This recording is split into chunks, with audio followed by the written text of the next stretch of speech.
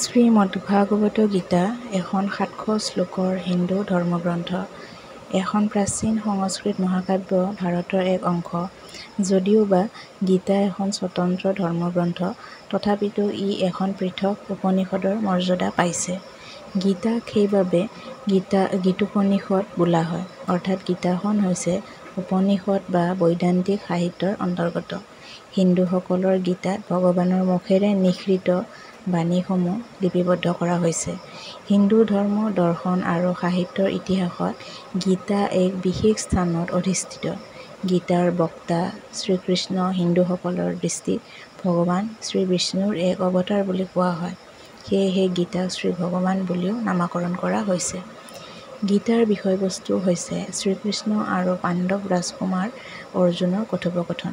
কুৰুক্ষেত্ৰৰ যুদ্ধ আৰম্ভ হোৱাৰ ঠিক আগে আগে শত্ৰুপক্ষত আত্মীয়, বন্ধু আৰু গুৰুক দেখি অৰ্জুন কিংকৰ্তব্য বিমূঢ় হৈ পৰিছিল।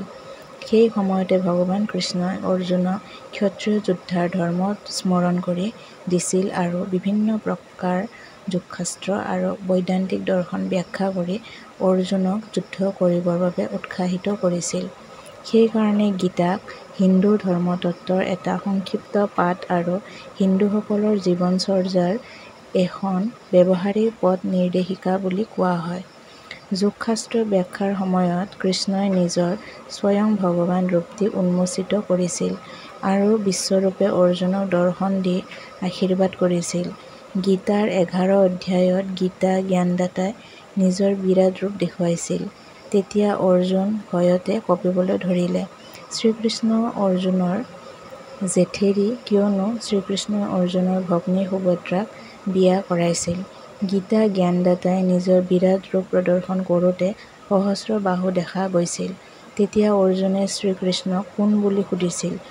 গীতা অধ্যায় ৪৬ শ্লোক ৭ নম্বৰত শ্ৰীভগৱানে অৰ্জুনক কৈছে যে য়দা য়দা হি ধৰ্মস্য গ্লানি ভৱতি ভাৰত অভ্যুত্থানম অধৰ্মস্য তদা আত্মানম সৃজামি অহম।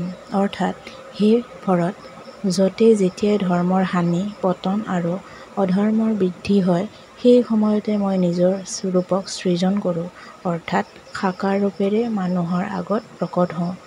গীতা অধ্যায় ৪৪ শ্লোক ৮ত কোৱা হৈছে পৰিত্ৰাণায় সাধূনাং বিনাশায় চ দুষ্কৃতাং ধৰ্ম সংস্থাপনাৰ্থায় সম্ভৱামি যুগে যুগে। অৰ্থাৎ, সাধু পুৰুষক উদ্ধাৰ কৰিবলৈ, দুষ্টক বিনাশ কৰিবলৈ আৰু ধৰ্ম সংস্থাপন কৰিবলৈ মই যুগে যুগে প্ৰকট হওঁ।